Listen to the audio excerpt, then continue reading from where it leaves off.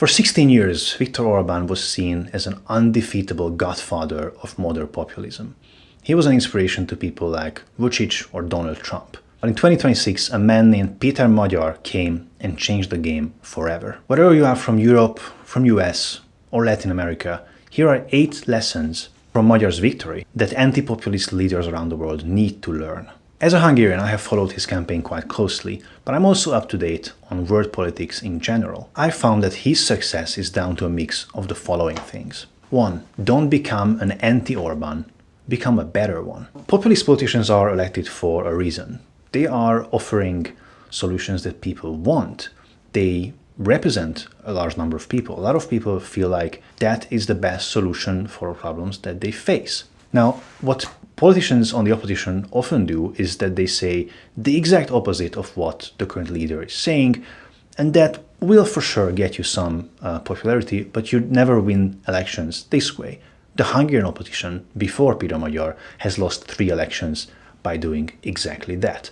Peter Magyar didn't claim to be completely different from Orban. He claimed to solve the very same problems. He wants to have a strong nation, a strong national identity. He wants strong borders. He wants less immigration. A lot of the things that Orban's supporters have agreed with. He just promised to do them better without the corruption. Second, if the political system is corrupt and rotting, don't join it, but create your own movement. You see, in Hungary, the opposition of Orban used to be quite incompetent, also containing people from the old Socialist Party, which is the child party of the old Communist Party. As a bloc, it was very incompetent and also somewhat corrupt. One thing that Peter Magyar made really clear is that he doesn't want anything in common with either side that used to exist before he joined politics. He didn't join the opposition, he created a new one. He made it very clear that he will not hire anyone that was involved with the old opposition or the old government. He created a fresh party, a fresh start with members of parliament from the private sector. Practically no one from his government was in politics before they joined this party. If the existing system is corrupt, then creating a fresh start could provide credibility. Number 3, and I think this is the most important for politicians internationally, is to deal with the important stuff and don't get delusional. The global left often concentrates on first world problems, problems that very developed countries have the privilege to deal with. Problems like the question of abortion or gay marriage or sustainability, which are very, very important topics, but also very divisive. One thing that Peter Magyar did very well is he absolutely refused to take a stance on gay rights. Orban tried to lure him into that. He tried to get a response from him, knowing that this is a topic that would even divide Magyar's voters.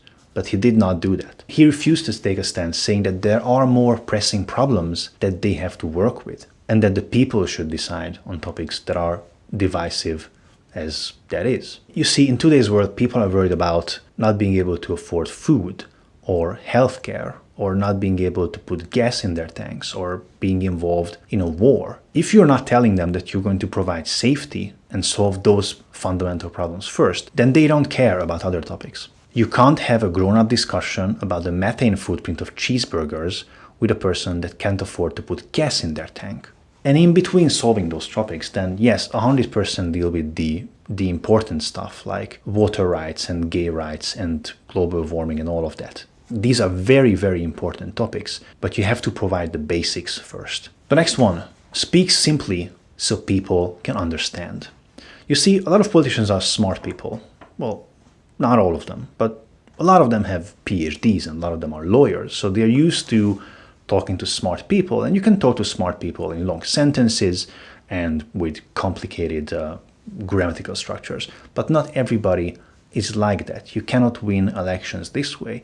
If you want to win elections, you have to speak simply so that everybody can understand. Next one, hire experts and make a program. Of course, you don't want to just talk to the simple people. You want to talk to the people that have opinions and people that are following politics very closely, because then they will have an opinion and they will share those opinions and they're going to influence all of the other people. And these people will want more complicated, more tangible plans and solutions to the real problems. What Peter Magyar did is that he invited experts from a lot of fields and created working groups inside the TISA party and they wrote a program that was 240 pages long, including over 1,000 commitments. Real solutions to real problems based on real data. Now, of course, very few people will read a document that's this long, but those are the people that will form opinions and influence the ones around them. Also, having a proper program provides the credibility necessary in order to win over a large number of people. Orban, on the other hand, did not publish a program. His whole program was just, "We will continue." Now, most Hungarians understood that as, "We will continue corruption," and most people did not want that. The next one is, do the legwork and meet people. Don't preach from your high tower and TV studios. I think people are sick of politicians that go into 3 morning shows and then call it a day. One thing that Magyar did is that he went to over 700 towns and cities, and he actually talked to a lot of people. And that's in a country of about 9 million people. That has made him a real, tangible alternative that people could meet, people could ask questions. Going to so many places shows that he was actually determined to make a change. He wasn't just in this for the money. And going to so many places also allowed him to talk to people and listen to their problems, not just from an interested humanistic perspective, but if you listen to the real problems of the people, then you as a politician will be able to offer solutions to those problems that people actually care about. And you can make better promises that align better with the real problems of people. The next one, don't join in playing an expensive losing game. He almost entirely avoided having advertisements on lampposts or billboards or on television. Partly because the party couldn't afford them, but partly because the ruling party, Orban, had the upper hand in those games. He had the money of the government to do that, and also most of the companies that did the advertisements were owned by his influence and his people. So all of the billboards said Orban, Orban, Orban when people knew that there is an alternative, and it further illustrated this David versus Goliath symbolism.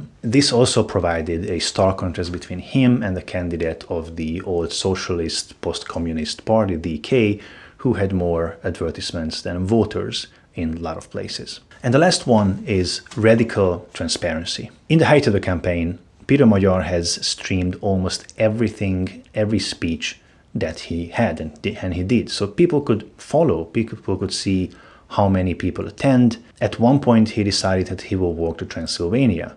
That's a part of current-day Romania where there are, among vampires, live a lot of Hungarians who have the right to vote in the Hungarian elections. Peter Magyar walked to them, to meet them, which is a symbolic act, but he also streamed almost 24/7 the walk. It took 2 weeks for them to get there, and every second of it was broadcast live. The message was clear. We have nothing to hide. And it worked. It has provided the amount of credibility and trust that people needed. In a country where politicians have been corrupt for a long time, we generally don't trust politicians. You have to build that trust. And I think that translates to a lot of other countries. People generally don't trust their politicians. I also did one more point for what you, as an average viewer, average person, can do, and that is to debate. To debate meaning to talk about public issues. You see, the current mainstream opinion is that you should not talk about religion or politics at work or with your extended family. I believe this is wrong. 200 years ago, it was a general requirement from men, citizens, gentlemen, to be up to speed, up to date about the issues pressing the society and have an educated opinion about those and debate those educated opinions. And you don't need to frame it as politics. You don't need to mention any party or any politician. But the very act of talking about these topics will create a culture of discussion, a culture of debates and arguments and listening to each other. And if we discuss things, the world becomes more understandable. And when we look at each other, we will note how much we agree on things and how little are disagreements in comparison. Today's world is in multiple crises in the same time. The problems that we face are complicated ones, requiring complicated solutions, but the populist politicians are offering very simple explanations and very simple solutions, yet untrue solutions to those problems. And we have seen it before in history, and it never ends well. Our politicians and we also need to do better. I hope you liked this video. If you did, please hit the like button, hype this video, or do whatever it takes to tell the algorithm that you liked it and so that it can spread to other people. If you want to see more like this, please hit the subscribe button so you get notified when I post a video moving forward. I thank you for joining today, and I will see you in the next one.